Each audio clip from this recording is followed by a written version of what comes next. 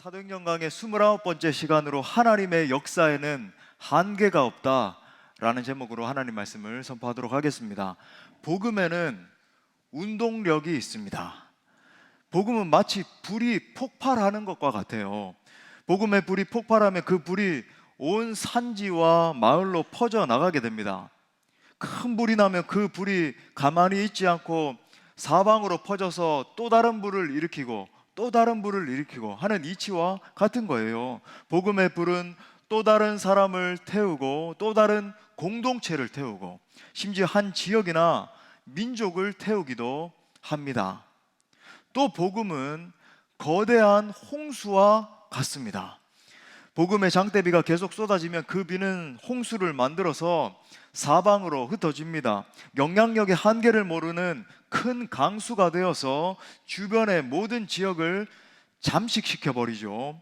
사도행전을 보면 이 복음의 능력이 큰 강수가 흐르는 것처럼 사방으로 흘러가서 주변의 모든 지역을 뒤덮는 것을 볼 수 있습니다. 국적과 인종과 문화와 전통을 초월해서 거센 강물과 같이 마구마구 흘러가는 거예요. 우리는 이 복음의 불꽃과 강수가 예루살렘을 넘어 이방 지역에까지 미치고 있는 이 역사를 계속 이 사도행전을 묵상하면서 목도하고 있어요. 베드로와 요한이 예루살렘으로 돌아오는 길에 사마리아 여러 지역을 다니면서 복음을 선포하고 또 능력도 행하고 그렇게 사역을 하고 있습니다. 바로 그때 그들은 이 사마리아 땅과 유대 땅 중간쯤 되는 이 해변 가까운 곳에 루따라는 이 지역에 들리게 됐습니다. 지금 이제 전쟁이 나서 여러분들이 이스라엘의 어떤 지도를 더 자주 보시겠지만은 전쟁이 난 그 가자 지역이 이제 옛날에 블레셋이 있었던 지역이고 그 북쪽 지역, 그러니까 갈릴리 호수와 남쪽에 이제 예루살렘이 있잖아요. 그 사이 지역이 이제 사마리아 지역인데 거기에 해변 지역이 바로 루따라고 하는 그런 지역이에요. 이미 루따와 사론과 요빠 지역에도 예수 믿는 사람들이 많이 퍼져나가 있는 것을 우리가 여기서 볼 수 있죠. 그리고 오늘 말씀에 보면 그 이방 땅에서 하나님께서 놀라운 치유의 역사를 일으키신다는 것을 우리가 볼 수 있습니다. 자, 오늘 말씀을 통해서 예루살렘에서 뿐만 아니라 예루살렘에서도 하나님의 복음의 역사가 일어나지만 거기뿐만 아니라 이방 땅에서도 우리의 생각을 뛰어넘어 역사하시는 하나님의 역사를 우리가 발견할 수 있는 것입니다. 우리는 종종 우리의 편협한 생각과 고정관념에 갇히기를 너무나 잘하는 것 같아요. 내가 가지고 있는 편견과 아집과 이 고정된 사고방식으로 하나님의 역사를 제한하는 우를 너무나 자주 범하는 거죠. 하지만 우리가 기억해야 되는 사실은 하나님은 우리의 생각보다 크신 분이라는 사실입니다. 하나님의 복음이 미치는 범위에는 한계가 없고 하나님의 치유와 회복 능력에는 제한이 없습니다. 우리 마가복음 9장 23절 우리 다 같이 선포하면서 읽어볼까요? 시작. 예수께서 이르시되 할 수 있거든이 무슨 말이냐, 믿는 자에게는 능히 하지 못할 일이 없느니라 하시니. 할렐루야. 할 수 있거든이 무슨 말이냐, 우리가 믿을 때, 주님을 신뢰할 때 능치 못함이 없는 줄 믿습니다. 그래서 오늘은 말씀을 통해서 그 한계가 없으신 하나님, 한계가 없는 복음의 능력을 우리 함께 경험하기를 원합니다. 말씀을 통해서 내 생각보다 크신 하나님, 그 어떤 사람도 치유하실 수 있는 하나님, 그 어떤 상황도 역전시키실 수 있는 그 하나님을 만날 수 있기를 바랍니다. 그래서 여러분, 어떤 상황과 환경 가운데서도 절대 좌절과 낭망하지 마시고 능력의 하나님을 붙들고 승리하는 정말 멋진 제자들로 설 수 있기를 축복합니다. 크게 세 가지로 살펴보겠습니다. 첫 번째는 하나님은 중풍병 걸린 이방인을 일으키셨습니다. 자, 제가 지금 이방인의 강조를 뒀다는 걸 기억하십시오. 우리 한번 따라할까요? 하나님은 중풍병 걸린 이방인을 일으키셨다. 자, 베드로가 사마리아 땅을 지금 두루 다니면서 복음을 전하다가 한 중풍병자를 만나게 된 거예요. 자, 유대 땅이 아닙니다. 사마리아 땅, 이방 땅이에요. 자, 이 사람의 이름을 보니까 애니야였는데, 애니야 그러니까 약간 자매로 생각할 수 있는데 형제였습니다. 남자였어요. 무려 8년 동안이나 중풍병으로 누워 있었던 거예요. 자기 스스로 밥도 먹을 수가 없고 혼자 뭐 옷을 입을 수가 있습니까? 누가 데려다 주지 않으면 화장실도 제대로 갈 수가 없는 그런 비참한 신세 가운데 놓여 있었던 거죠. 자, 33절에 보니까 거기서 애니아라는 사람을 만나매 그는 중풍병으로 침상 위에 누운 지 8회라 무려 8년 동안이나 사지가 마비가 돼가지고 완전히 침대에 이렇게 꽁꽁꽁꽁 누워 있으니까 여러분 그의 마음이 얼마나 힘들었을까요? 그런데 우리가 여기서 알아야 되는 사실은 바로 이 애니야의 모습이 오늘날을 살아가는 수많은 사람들의 실존적인 모습이라고 하는 것입니다. 우리 주변을 보면 정말 도와야 할 사람들, 위로해야 될 사람들이 너무나 많이 있다라고 하는 것을 보게 되는 거죠. 그냥 뭐 길거리에 멀쩡한 척 이렇게 돌아다니는 것 같지만 여러분 전부 다 공고해 있어요, 사람들이. 또 교회 안에 있다 할지라도 우리가 겉모습과는 다르게 그의 영혼에 깊은 고독과 우울이 함께 하고 있는 지체들이 정말로 많이 하고 있다는 것을, 많이 있다는 걸 여러분 아셔야 됩니다. 여러분 현대 별명 가운데 하나가 뭔지 아세요? 외로움 전성시대입니다. 여러분 오늘날 우리가 살아가는 이 시대 별명이 외로움 전성시대예요.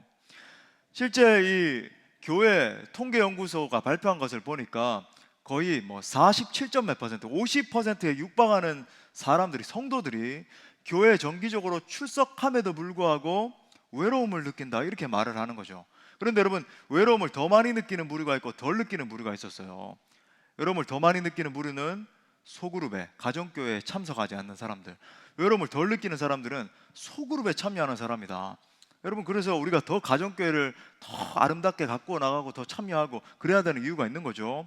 아무튼 여러분 오늘 베드로가 이 힘겨운 사람, 이 고독에 정말 8년이 넘는 시간 동안 힘겨워하고 있는 사람을 만났다는 것이 여러분 무엇을 말해줍니까? 우리 주님의 마음이 바로 그런 자들과 함께 있다는 것을 보여주는 거예요. 자, 참으로 더 감사한 것은 베드로가 그를 단순히 만났을 뿐만 아니라 그를 근본적으로 치유해 준다는 사실이죠. 자, 34절부터 35절에 보니까 베드로가 이르되 애니야야 예수 그리스도께서 너를 낫게 하시니 일어나 내 자리를 정돈하라 한대 곧 일어나니 룻다와 사론에 사는 사람들이 다 그를 보고 주께로 돌아왔다. 자, 베드로의 기도와 명령으로 말미암아 중풍병으로 누워있던 완전한 절망 가운데 있던 이 애니야가 고침받고 일어난 것입니다. 자, 여기서 우리는 몇 가지 중요한 사실을 관찰할 수 있어요. 자, 첫 번째는 오늘 애니야를 낫게 하신 분은 베드로가 아니라 예수 그리스도셨다는 것입니다. 여러분 지금 베드로가 애니야를 향해서 명령하는 소리를 한번 보세요. 애니야야 예수 그리스도께서 너를 낫게 하시니 일어나 내 자리를 정돈하라 이렇게 말하죠. 예, 지금 베드로가 하나님의 음성을 들었는지 뭐 성령의 깊은 감동을 받았는지는 우리가 알 수는 없습니다만 분명한 것은 뭐냐면 베드로가 그 8년 된 중풍병자를 딱 보는 순간에 아, 예수님께서 지금 그를 고치신다 라고 하는 확신이 이 내면에 들었다는 거예요. 다시 말해 베드로가 지금 자기적으로 이 사역을 수행하는 게 아닙니다. 만약에 자기적으로 했다면 예수님이 너를 고치신다 이렇게 말씀하지 않았을 거 아닙니까? 그죠? 예, 자기적으로 한 것이 아니라 예수 그리스도께서 반드시 이 일을 행하신다라고 하는 확신이 그의 마음에 임했다라고 하는 거예요. 여러분 우리가 사역을 하는 가운데 예수님께서 정말 이 일을 기뻐하시고 예수님께서 이 일을 행하기를 원하신다는 확신을 가지는 것이 너무나 중요합니다. 저도 사역을 하다 보면 예수님께서 정말 이 일을 행하기를 원하신다라고 하는 강한 확신을 주실 때가 있거든요. 주님이 어떠한 사역을 갖다가 반드시 시작하시고 진행하기를 원하신다라든지 주님이 이 사람을 치유해 주시겠다라고 하는 어떤 깊은 영감을 주실 때가 있습니다. 주님이 마음 가운데 그런 깊은 감동을 주시면은 모든 사람이 아니라고 할지라도 에이 그건 안 돼, 그건 있을 수 없는 일이야, 그렇게 한다고 해도 무슨 일이 성취될까 그렇게 말한다라고 할지라도 여러분 반드시 그 일에 순종할 때 역사가 일어나는 거예요. 제가 종종 말씀드렸지만 우리 교회 건축을 할 때도 주님이 저에게 강한 확신을 주셨기 때문에 여러분 불가능이 가능으로 바뀌게 된 거예요. 실제로 여러분 정말 모든 사람이 안 된다라고 했습니다. 제 멘토 목사님 몇몇 분들에게도 부탁을 드리고 어떻게 할까요? 전부 다 하나같이 참 짠 것처럼 두 분이 서로 잘 모르거든요. 근데 3년 있다 하라는 거예요. 이건 뭐 그렇게 관록 있는 분들이 그렇게 말씀을 하시고, 또 주변에 기도하는 분들에게도 말씀드렸을 때 지금은 너무 이르지 않은가, 이제 부임한 지 얼마 되지 않았는데 다 의구심을 제기하고. 근데 우리 교회 리더십들이 저에게 이제 힘을 실어줬죠. 목사님 말씀하시면 무조건 순종하겠습니다. 뭐 리모델링을 하든지 뭐 건축을 하든지 뭐 가만히 있든지 다 선택할 수 있는 상황이었거든요. 저에게 너무나 큰 어떤 태스크, 이 역할이 지어진 거죠. 제가 정말 하나님 앞에 금식도 하면서 고민하면서 거의 뭐 한 달에 육박하는 시간 동안 기도를 했을 때 하나님이 제게 확신을 주셨어요. 지금 그러니까 확신이 단순히 지금 해야 된다는 것을 넘어서서 지금 안 하면 안 된다는 거예요. 그래가지고 제가 선포했을 때 모두가 한 마음으로 모아졌고 그렇게 진행을 했는데, 여러분 하나님이 하나님의 때에 역사하신 줄 믿습니다. 만약에 그때 안 했으면 어떻게 됐을까요? 코로나 만났어요. 지금 여러분 금리 여러분 보십니까? 우리 교회 건축 못했습니다. 하나님이 하신 줄 믿습니다. 여러분 주변에 모든 사람들이 다 안 된다라고 할지라도 성령께서 감동을 주시면 여러분 밀어붙여야 되는 거예요. 그게 순종하는 거예요. 자, 그렇기 때문에 지금 우리에게 필요한 것도 현재의 내 상황에 매몰되는 것이 아니라, 여러분 보십시오. 우린 늘 내 상황 얼마나 잘 따지는지 계산기 두드리고 이게 이래서 안 되고 요거 돈이 요만큼 있으니까 안 되고 뭐 자력이 이렇게, 그게 아니라 여러분 주님이 어떻게 말씀하시는가를 깨닫는 것이 여러분 성도의 능력이에요. 현재 내 생각, 내 환경, 내 자원에 집중하는 것이 아니라 하나님이 이것에 대해서 어떻게 생각하시는가. 여러분 그러니까 하나님의 마음이 있는 것이 무엇인가를 파악하는 게 중요하거든요. 하나님의 심장이 어디 있는가, 돈 얼마 있는가가 아니고, 그죠? 우리의 자원이, 우리의 지혜가 얼마 있는가가 아니라 하나님의 비전이 어디에 있는가, 하나님의 마음이 어떤 마음을 가지고 계시는가를 파악하는 것이 중요한 능력이라고 하는 것입니다. 자, 두 번째로 보니까 베드로가 성령으로부터 이런 이제 확신이 왔을 때 그 사실을 그대로 믿고 그대로 순종했다라고 하는 거예요. 우리 이건 한번 따라합시다. 그대로 믿고 그대로 순종했다. 자, 그래서 지금 예수께서 너를 낫게 하시니 일어나 내 자리를 정돈하라라고 지금 담대하게 명령하잖아요. 여러분 이것이 믿음입니다. 여러분 내가 지금 이렇게 명령했을 때 안 일어나면 어떡하지? 이런 생각 들었을까요? 안 들었을까요? 인간이니까 당연히 들 수 있죠. 근데 여러분 보십시오. 하나님이 영감을 주셨을 때 그걸 붙들고 예수께서 너를 낫게 하시니 내 자리를 들고 일어나라 명령한 거예요. 여러분 하나님이 말씀하시면 그 말씀대로 곧바로 명령하고 시행할 수 있는 것이 믿음입니다. 물론 하나님이 말씀이 없는데 마치 하나님이 말씀하신 것처럼 그렇게 말하고 하는 사람들이 있어요. 그건 여러분 믿음이 아니라 하나님을 기만하는 거예요. 하나님 그렇게 말씀하신 적도 없는데 마치 하나님이 말씀하신 것처럼, 그건 자기 스스로 어떤 권위를 가지게 하기 위해서 하나님을 기만하는 행위죠. 여러분 불 떨어집니다. 그거는 정말 어느 순간에. 또 어떤 내 인간적인 신념이나 철학이나 지식으로 행하는 것도 여러분 그건 믿음이 아닙니다. 그건 어디까지나 내 생각이고 내 경험에 불과한 거예요. 참된 믿음이란 무엇인가? 그것은 성령의 말씀에 근거해서 행동하는 것이 믿음이에요. 또 성령께서 오늘 내게 감동을 주시는 말씀 그대로 그냥 가감 없이 정말 그대로 믿고 순수하게 순종하는 거예요. 자, 그런데 예수님이 우리에게 아무리 감동을 주시고 아무리 말씀을 하셔도 우리가 순종하지 않을 수 있습니다. 오늘 베드로에게 성령의 강력한 어떤 감동이 있었던 게 분명한 거죠. 그러니까 담대하게 이렇게 외칠 수 있었던 건 아닙니까? 베드로야 너 지금 애니야를 일으켜라 그러는데 불순종할 수 있었어요. 에이 예수님 그럴 리가요. 지금 8년 동안이나 중풍병으로 알아 누워서 뭐 일어나지도 못하고 있는데 그건 말도 안 되는 이야기잖아요. 어떻게 안전뱅이가 일어나고 눈먼자가 눈을 뜨고, 그런 역사는 이거 상식적으로 불가능하잖아요. 우리도 사역하는 가운데 에이 예수님 제 고정관념으로 그거 못해요. 얼마나 많이 그런 우를 범하는지. 예수님 우리가 가지고 있는 상식, 우리가 가지고 있는 철학으로 그거 할 수 없는 거예요. 그거 부정한 거예요. 손댈 수 없어요. 순종할 수 없습니다 라고 반응할 수 있습니다. 여러분 그러면 어떻게 됩니까? 하나님의 더 큰 역사를 볼 수 없게 되는 거예요. 하나님의 역사에 동참할 수도 없고 하나님의 나라에 쓰임받을 수도 없게 됩니다. 왜? 하나님은 불순종하는 자에게 여러분 더 이상 말씀하시지도 않고 그를 사용하시지도 않게 되는 거죠. 왜냐하면 우리도 함께 동력하는 사람이 있다 그러면 잘 따르고 함께 해야 여러분 뭔가 일이 이루어질 거 아닙니까? 근데 늘 불순종하고 그러면 어떻게 같이 일을 하겠어요? 하나님도 마찬가지거든요. 더 이상 하나님의 음성이 끊겨지는 거죠. 사랑하는 여러분, 성령님은 가끔 여러분에게 말씀하십니다. 1부 때도 그랬는데 아멘이 아무도, 여러분 하나님은 여러분에게 가끔 말씀하세요. 아멘이십니까? 여러분 지금 말씀을 듣는 가운데도 저를 통해서, 인간 설교자를 통해서 선포되는 이 말씀을 통해서 그죠? 여러분에게 말씀하고 계시는 거예요. 또한 여러분이 성경을 묵상할 때도 말씀하시는 겁니다. 여러분 묵상하는 분들 왜 여러분 그렇게 끊임없이 묵상하는 줄 아세요? 그 묵상 시간을 통해서 계속 성령께서 말씀하시는 걸 경험하거든요. 묵상 안 하는 사람들은 뭐냐면은 하나님이 이 시간을 통해서 내게 말씀하신다라고 하는 것을 경험하지 못해서 그래요. 이 재미를 맛보지 못해서 그런 거예요. 이 재미를 한번 맛보면 성령께서 나와 교제하기를 원하신다는 것을 막 느끼기 시작하면 묵상 안 할 수가 없는 거죠.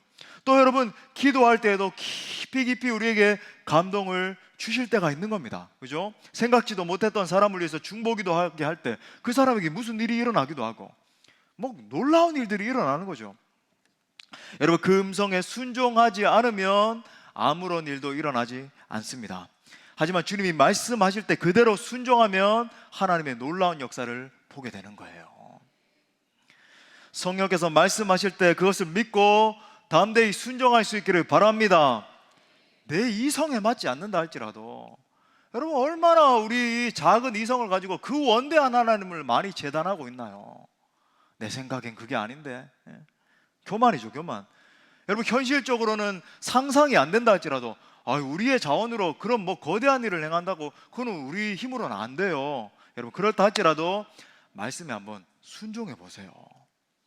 그 순간 하나님의 기적과 같은 역사가 열리는 것을 여러분이 보게 될 것입니다.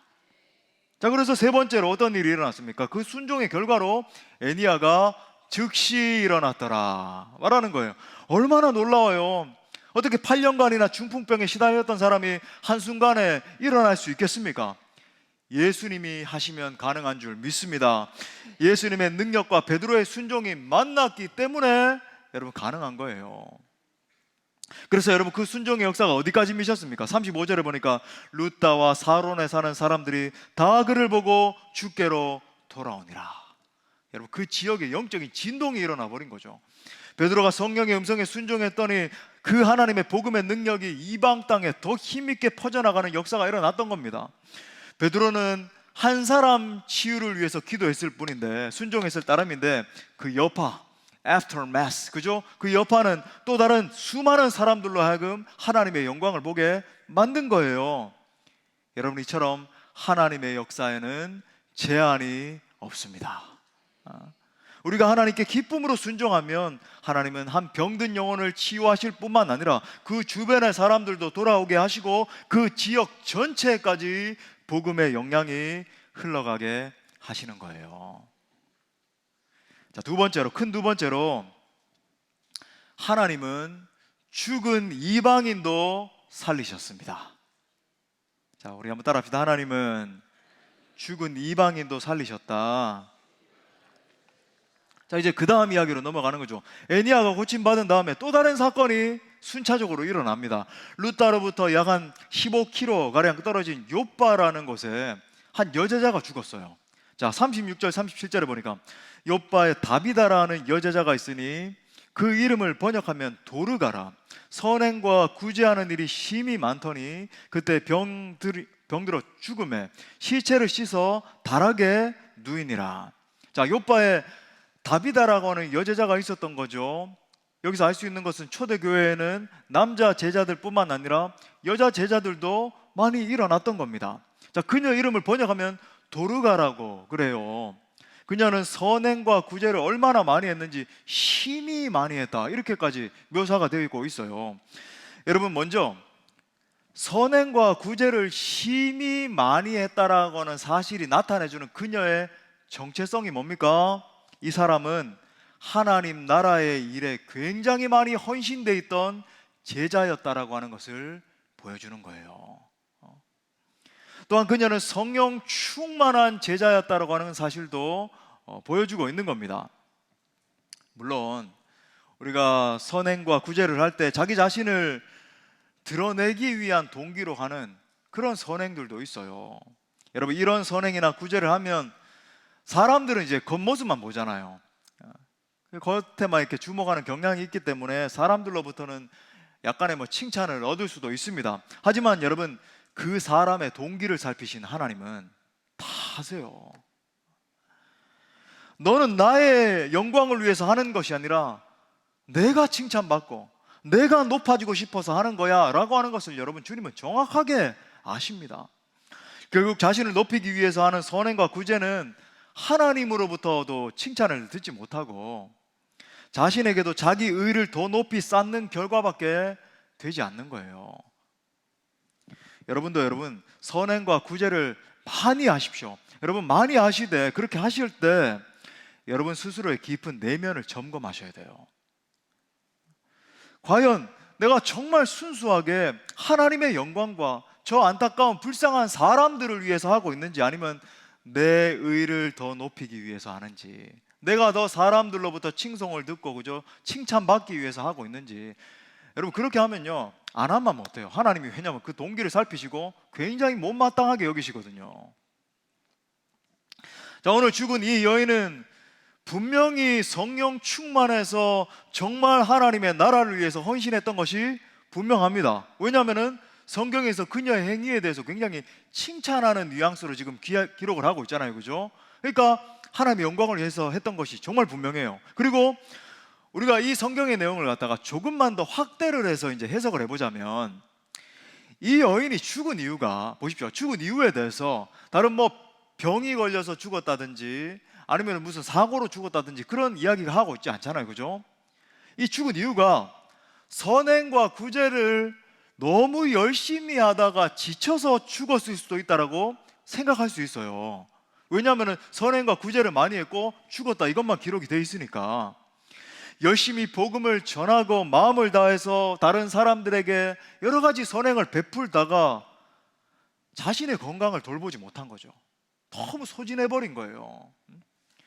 구제와 여러분, 선행이라고 하는 것은 돈의 문제가 아닙니다. 마음의 문제죠. 가만히 보면 여러분, 사람들은 구제를 할 때도 너무 많은 조건을 따져요. 우리와 무슨 상관이 있는지를 따지고, 그죠? 장래성이 있는지를 따지고 방법은 어떻게 할 것인지를 따지다가 정말 더 많은 구제를 하는 통로들이 다 막혀버리는 거예요.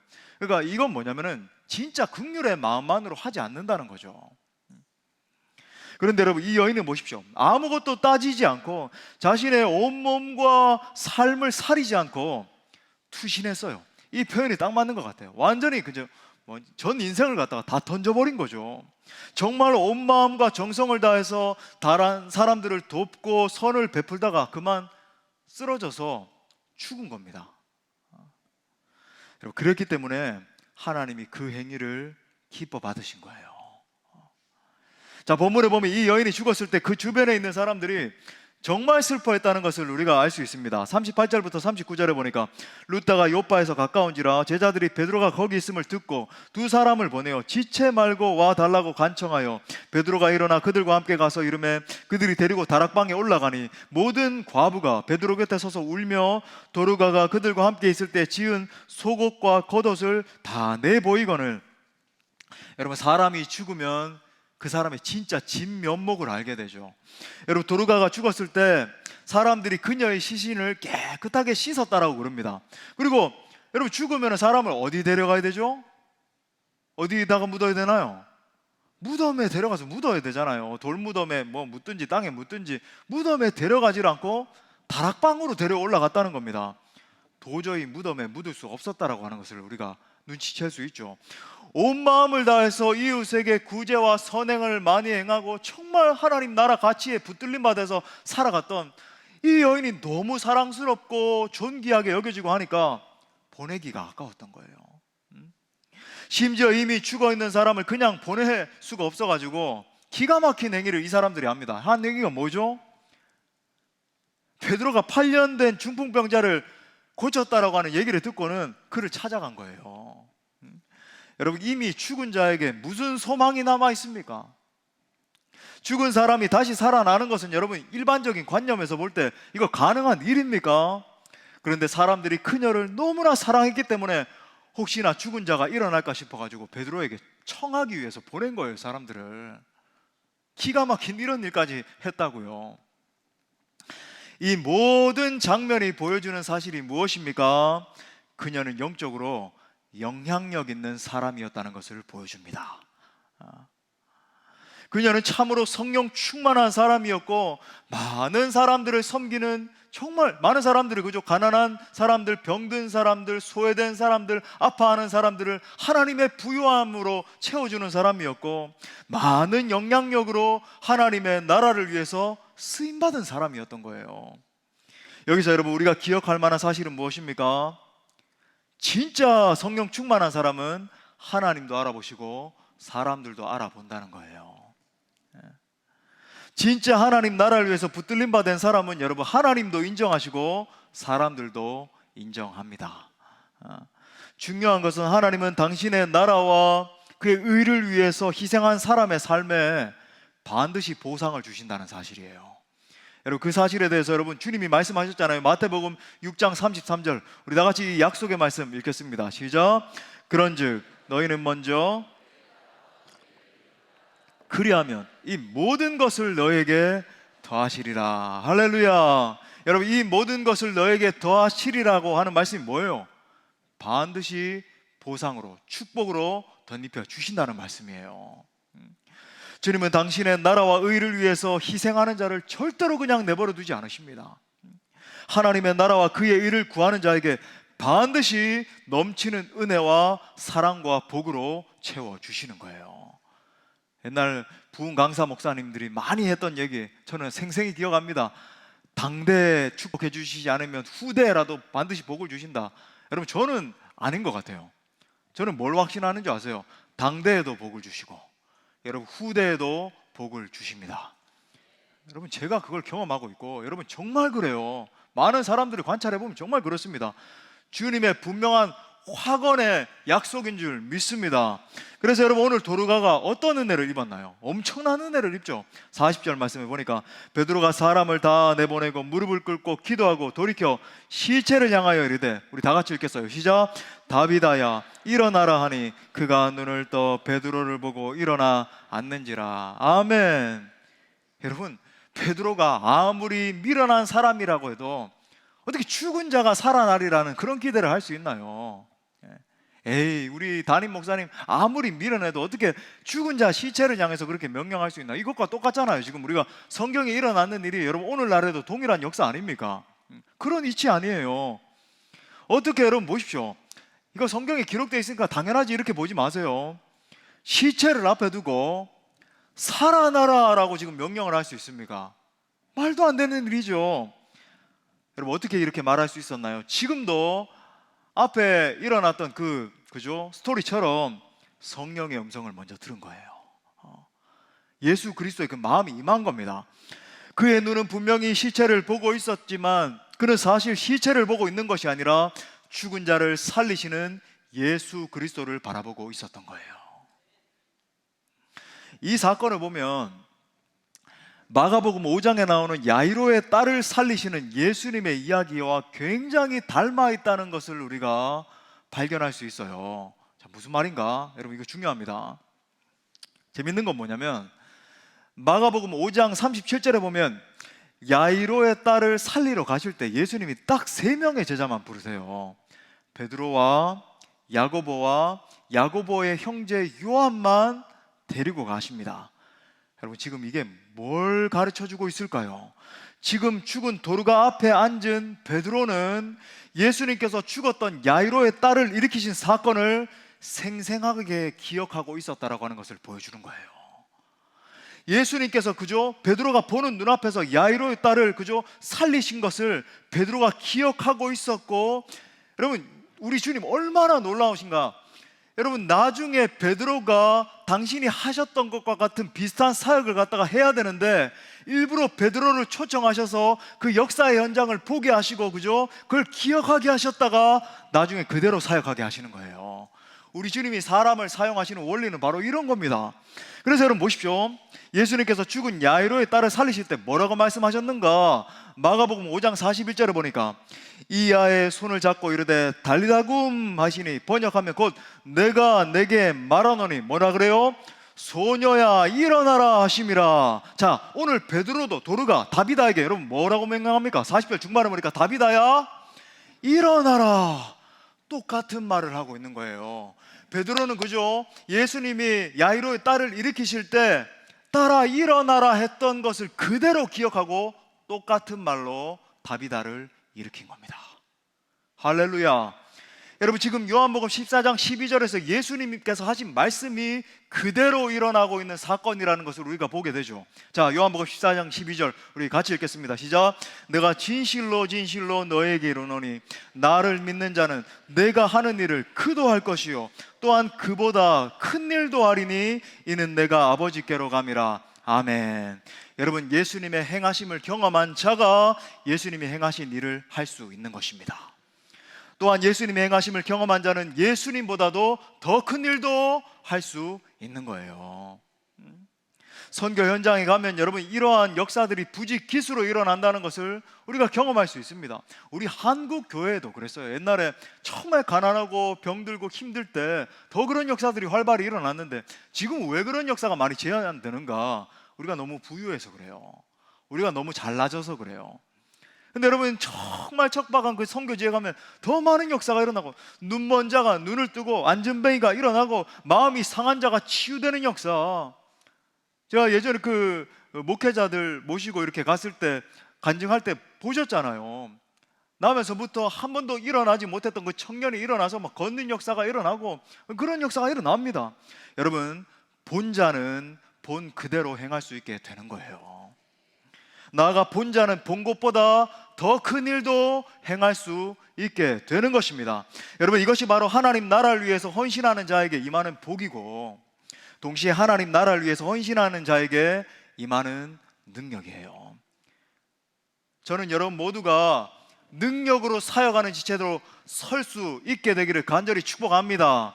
그냥 단순히 관찰하는 자만이 아니라 능력으로 사역할 수 있게 되기를 축복합니다. 또한 여러분, 저는 여러분 모두가 오늘 1차적으로 다비다와 같이 하나님 나라의 가치를 위해서 자신을 드리는 성도들 되시길 바라요. 동시에 오늘 베드로와 같이 예수 그리스도의 능력을 이미 경험한 자로서 예수 그리스도의 그 능력을 나타내며 살아가는 모든 제자들 되시기를 축복합니다. 자, 마지막 세 번째는 적용점이에요. 결론적 적용입니다. 오늘은 하나님의 역사에는 한계가 없어요. 우리 한번 따라 할까요? 하나님의 역사에는 한계가 없다. 자, 오늘 말씀의 제목과 똑같죠? 여러분, 정말 하나님의 역사에는 제한이 없습니다. 경계가 없어요. 복음의 능력은 이방 땅에도, 이방인들에게도 미치는 능력인 거예요. 그래서 120년 전에 척박하고 가난하기 그지없던 이 조선 땅에도, 그죠? 너무나 미개하기 짝이 없었던 이 조선 땅에도 복음이 들어와서 우리가 지금 자유롭게 주님을 찬양하고 성도여 다 함께 찬송도 하고 그럴 수 있는 것 아니겠습니까? 더불어 그 하나님의 능력은 불치병도 고치십니다. 여러분의 병도 고치세요. 죽은 자도 살릴 수 있는 것이 하나님의 제한 없는 능력인 거예요. 그래서 이 사실을 우리에게 실제적으로 좀 적용을 해보기를 원합니다. 제가 세 가지 적용점을 드리겠는데, 첫 번째는 하나님이 우리의 삶의 어떠한 문제도 해결하실 수 있습니다. 상처의 문제로 아파하는 분들 계십니까? 이 자리에도 정말 고독하고 외롭고 힘겨워서 상처 때문에 힘겨워하고 있는 분들 계세요. 우리가 믿는 하나님은 내가 아무리 깊이 상처받았다 할지라도 치유하실 수 있습니다. 십자가의 권세와 능력, 그죠? 우리가 찬양하는데 십자가의 그 능력 찬양하잖아요. 그 권세와 능력은 내 모든 아픔과 슬픔과 고통을 이해하시고 그것을 근본적으로 수술하세요. 여러분, 세상의 상담가들은 뭐 TV에 나오는 분, 정신의학 박사들, 그런 사람들은 사실 겉도는 이야기를 좀 하죠. 뭐 이렇게 이야기 잘 들어주고 이렇게 한번 생각해 보세요. 근데 근원적인 우리의 마음은, 아픔은 수술 못 하거든요. 근데 여러분, 예수님의 십자가는 우리의 근본 마음을 수술하세요. 그러므로 깊은 내면의 상처로 아파하는 분들, 주 예수 그리스도의 십자가 앞에 나올 수 있기를 바랍니다. 자기 혼자 끌어안고 울고 있지 마시고 기도의 자리에 나올 수 있기를 바랍니다. 나와서 예수 그리스도의 흐르는 그 보혈 아래 엎드리십시오. 여러분의 마음을 다 쏟아 넣으세요. 숨기지 마시고, 예수님, 제가 이것 때문에 너무나 아파요. 저에게는 치유가 필요합니다. 제 마음을 좀 만져주십시오. 그때에 은밀한 가운데 들으시는 우리 주님께서 마음을 깊이 만져주시고 고쳐주시는 거예요.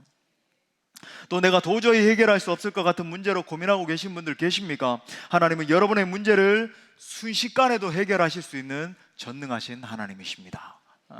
문제를 해결하실 뿐만 아니라 하나님은 당신을 바라보면서 의지하는 자녀들의 삶을, 여러분 기억하세요. 우리 여기에 젊은이들도 있는데 순식간에도 들어 올리실 수 있어요.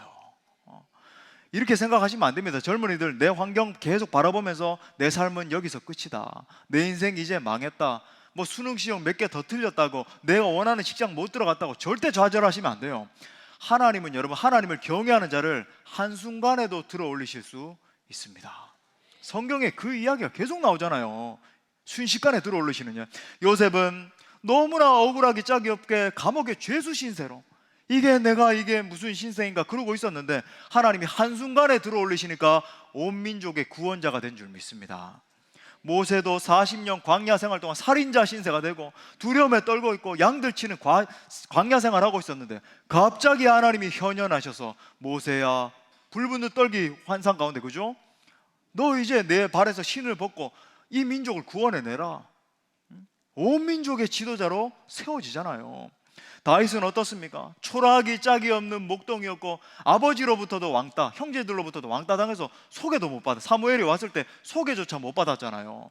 그 상처 투성이었던 다윗을 하나님이 한순간에 드시니까 이스라엘이 왕으로 세움 받은 것입니다. 여러분, 이게 하나님의 원리예요. 약할 때 강함 대신에, 우리 찬양하는 것처럼 하나님이 약한 자를 들어 쓰신다. 앞에 서 있는 임 목사가 그 증거잖아요. 약하기 짝이 없고 가난하기 짝이 없고 아무 실력 없던 저를 갖다가 하나님 쓰고 계시잖아요. 두 번째 적용점은 하나님이 현재 열방에서 일어나고 있는 상황도 치유하실 수 있습니다.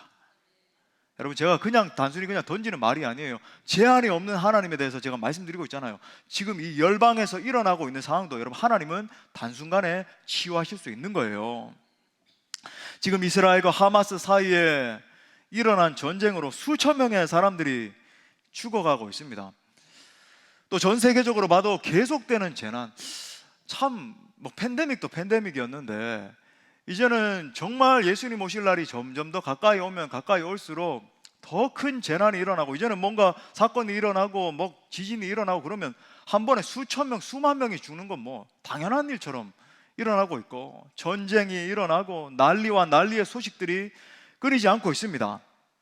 제가 여기에 대해서 한 가지 우리 사랑하는 성도님들에게 꼭 경계해야 될 부분이 있어요. 여러분, 잘 들으셔야 돼요.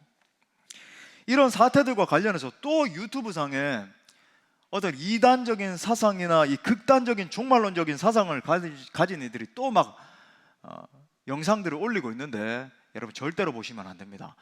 이거 팬데믹 지날 때, 코로나 통과할 때 얼마나 많은 이단들, 구원파들, 이런 사람들 이 영상 올리고 잘 분별이 안 되면 그런 거 본 사람들이 소수 있었거든요. 여러분 그런 거 절대 보시면 안 됩니다. 그런 영상들이 굉장히 재미있어요. 왜 그럴까요? 자극적이거든요.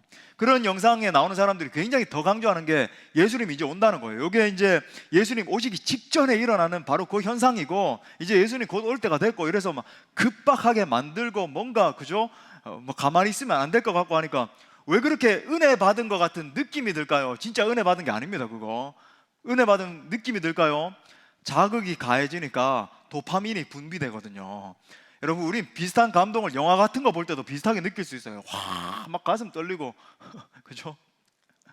여러분 그런데 절대 빠지시면 안 됩니다. 특히 제가 경계해야 될 사람이 있는데, 이 정동수 목사라는 사람이 있어요. 이 사람 사실 뭐 목사라고 부를 수도 없는데, 정동수라는 사람이 우리 합동 측에서는, 우리 교단에서는 참여 금지 내렸습니다. 그리고 많은 뭐 고신측, 합신측, 우리 보수적인 교단들 있죠. 뭐 침례 신학교나 이런 모든 보수적인 신학교들에서는 이단 내지는 참여 금지 다 그렇게 내린 사람이에요.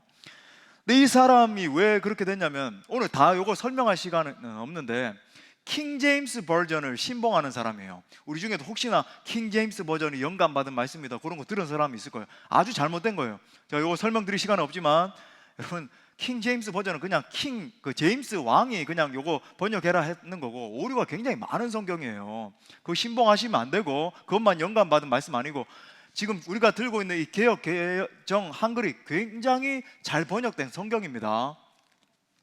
아무튼 그래서 이제 문제가 있는데, 이 사람이 이제 이스라엘 전쟁을 예수님의 재림의 징조다라고 하는 영상을 올렸는데 벌써 조회수가 55만 회가 된 거예요. 그래서 제가 이걸 지금 유튜브 영상도 나가고 있고 하니까 공개적으로 경계해야 되겠다. 절대 보면 될까요, 안 될까요? 안 돼요. 안 돼요. 보시면 안 됩니다.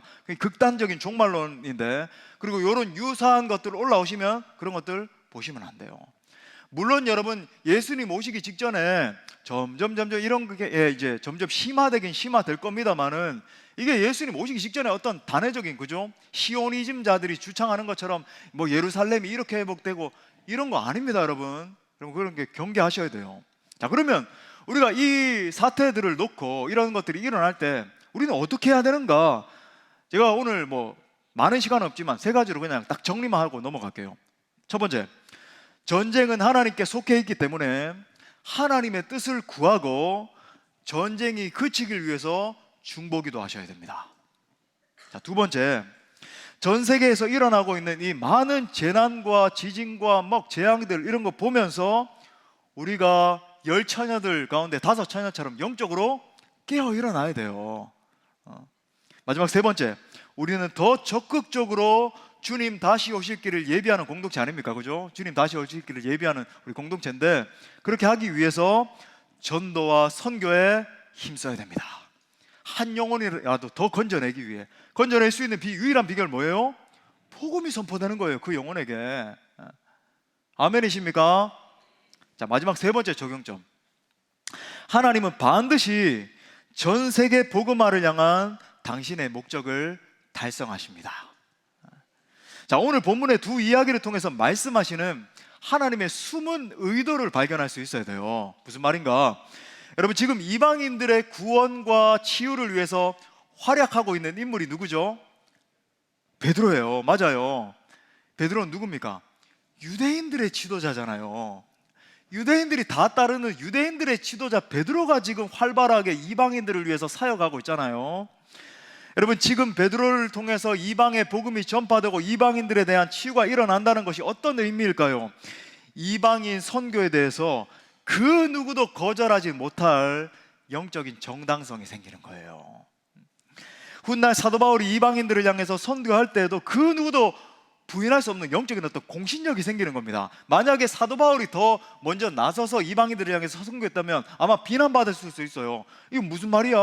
복음은 유대인들만을 위한 것인데 왜 이방 땅에 그렇게 증거를 하는 거야? 비난당할 수 있었는데, 유대인 지도자인 베드로가 하나님이 먼저 그렇게 사역하게 하심으로 말미암아 나중에 사도 바울이 사역할 수 있는 모든 이 길들을 평탄하게 만들어 버린 겁니다. 그러니까 하나님의 전략인 거죠. 베드로를 먼저 사용하시고 나중에 사도 바울을 더 적극적으로 사용하시는 거예요.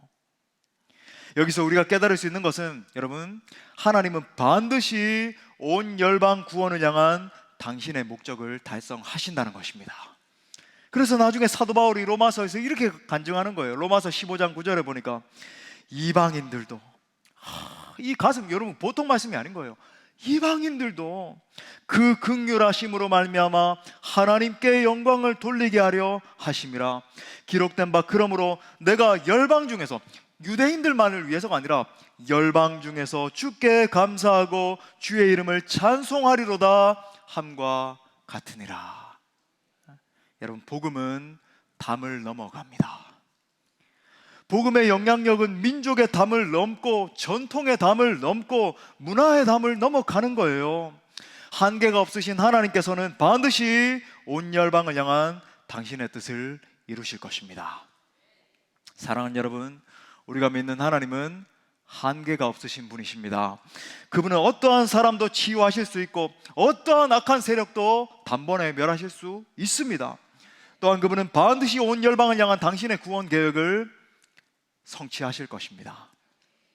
아무쪼록 한계가 없으신 그 하나님을 붙들고 모든 두려움을 이겨내시고 담대한 그리스도의 군사들로 승리하는 우리 모두가 될 수 있기를 간절히 축원합니다. 우리 말씀을 주신 하나님께 영광의 박수 올려드리겠습니다. 우리 다 같이 일어나셔서 찬양하고 기도합니다.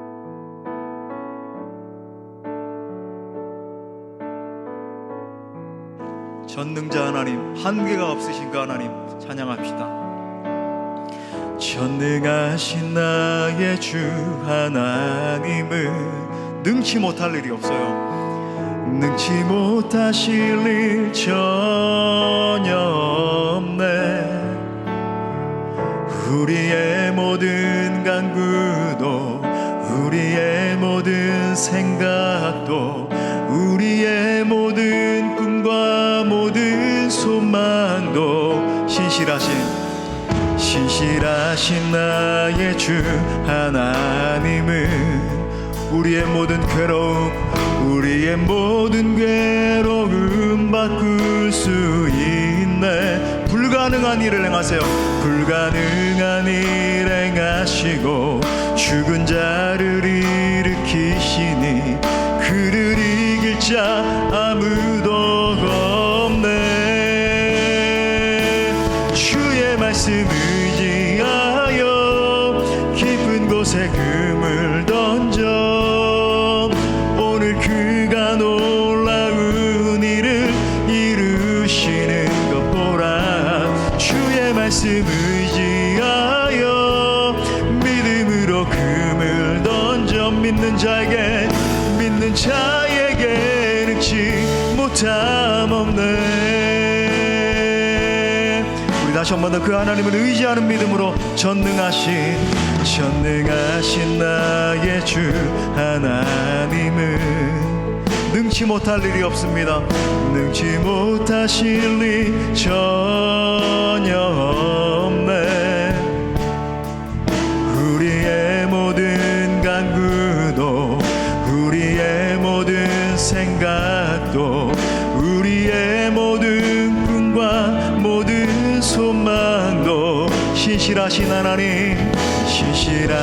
나의 주 하나님은 우리의 모든 괴로움 바꿀 수 있습니다. 우리의 모든 괴로움 바꿀 수 있네. 불가능한 일, 죽은 자도 일으키세요. 죽은 자를 일으키시니 그를 이길 자 아무도 없. 우리 주님을 붙드는 믿음으로 손들고 주님께 주의 말씀 의지하여 깊은 곳에 금을 던져 오늘 그가 놀라운 일을 이루시는 것 보라. 주의 말씀 의지 믿음으로 금을 던져 믿는 자에게 능치 못함. 다시 한 번 더 주님을 의지하는 믿음으로 주의 말씀 의지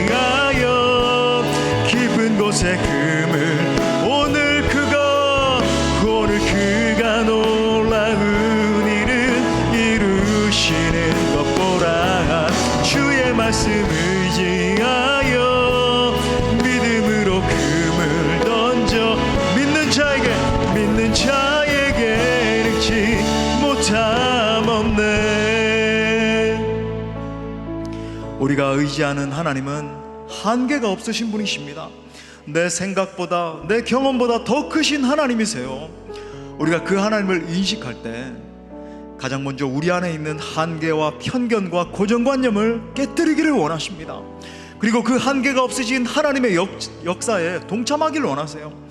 이 시간 말씀 붙들고 함께 기도할 때, 한계가 없으신 하나님, 내가 주님을 의지하기를 원합니다. 내 생각보다 크신 하나님께 내 삶을 완전히 의탁해 드리기를 원합니다. 작은 나의 그릇을 큰 그릇으로 만들어 주셔서 당신의 원대한 나라와 영광을 위해서 사용하여 주옵소서. 우리 공동체의 그릇이 더 커져서 더 다양하고 더 많은 영혼들을 품게 하시고 더 넓은 세계를 품게 하여 주옵소서. 내 한계를 뛰어넘어 역사하시는 전능하신 하나님을 경험키를 원합니다. 우리 공동체의 한계를 뛰어넘어 역사하시는 위대하신 하나님을 경험하기를 원하오니 우리를 사용하소서. 함께 기도합시다. 주여